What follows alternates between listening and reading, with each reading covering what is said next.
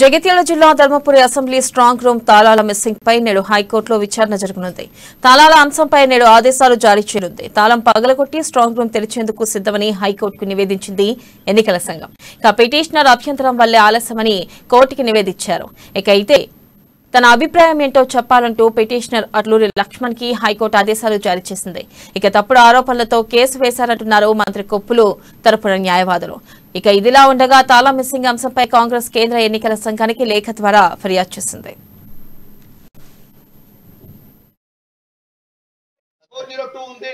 ఏదైతే స్ట్రాంగ్ ను ఓపెన్ చేయాల్సిన తాళం చేతులు నా దగ్గర లేవని ఇప్పుడున్న కలెక్టర్ గారు మాకు ఇక్కడ ఆన్ రికార్డెడ్ కూడా చెప్పడం జరిగింది. దానికి సంబంధించిన రిపోర్ట్ కూడా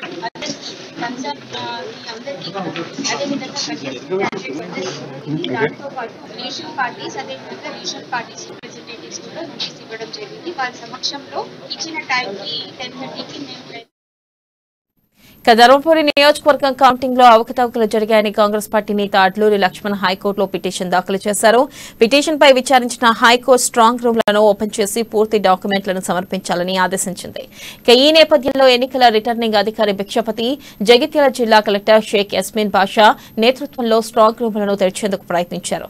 అయితే 3 స్ట్రాంగ్ రూముల్లో ఒక రూమ్ తాళం మాత్రమే ఉండడంతో మొదటి గది తలుపులు తెరిచారు. 2-3 గదుల తాళాలు లేకపోవడంతో ఆ గదులను తెరవలేకపోయారు. స్ట్రాంగ్ రూమ్లను బద్దలు కొట్టి తెరవాలని కలెక్టర్ చెప్పగా అందుకు కాంగ్రెస్ నేతలు అభ్యంతరం వ్యక్తం చేశారు. కావాలనే తాళం మాయ చేసి ఉంటారని అనుమానాలు వ్యక్తం చేశారు. తెరిచిన గదుల్లో ఎన్నికల సామాగ్రి భద్రంగా ఉన్నాయని, మిగతా 2 గదుల తాళాలు లేకపోవడంతో తెరుచుకోలేదని హైకోర్టుకు నివేదిక ఇస్తామని అన్నారు. అయితే పథకం ప్రకారమే తాళాలను మాయం చేశారని, కలెక్టర్ వద్ద ఉండాల్సిన తాళాలు ఏమయ్యాయని కాంగ్రెస్ నేత అట్లూరి ఆరోపించారు.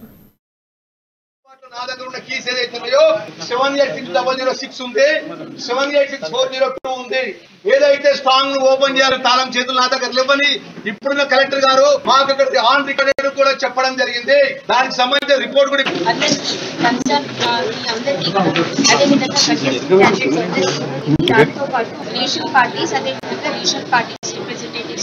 ఇవ్వడం జరిగింది. వాళ్ళ సమక్షంలో ఇచ్చిన టైంకి 10:30కి మేము ప్రయత్నించడం జరిగింది. కదండి, మీరు స్ట్రాంగ్ రూమ్ చూస్తే